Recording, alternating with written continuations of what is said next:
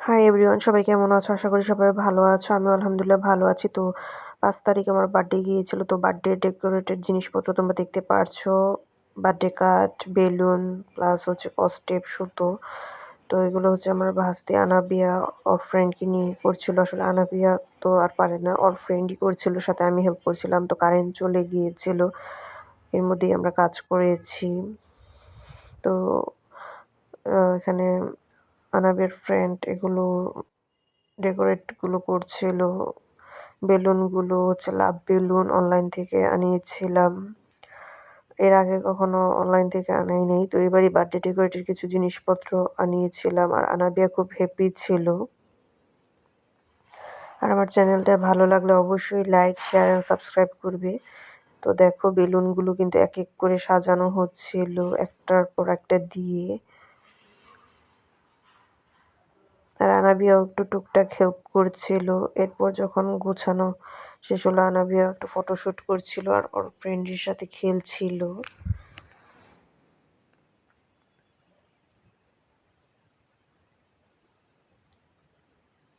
তো কারেন্ট যেহেতু চলে গিয়েছিল, তো কারেন্ট আসার পরে সম্পূর্ণটা আবার ভিডিও করা হলো।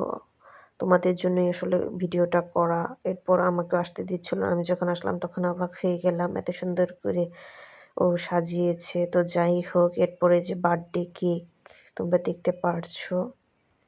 এই যে দেখো হ্যাপি বার্থডে লেখা, সাথে বেলুন দিয়ে সাজানো।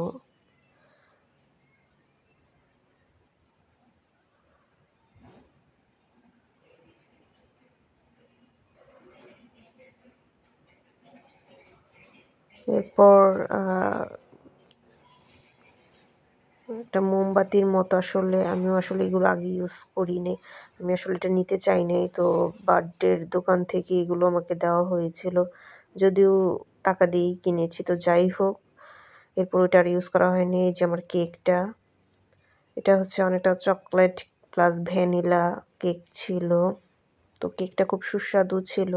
আর ফাইনালি যে ডেকোরেটটা তোমরা দেখতে পাচ্ছ, হ্যাপি বার্থডে লেখা। আর এদিকে আনাবিয়াও খুব হ্যাপি ছিল।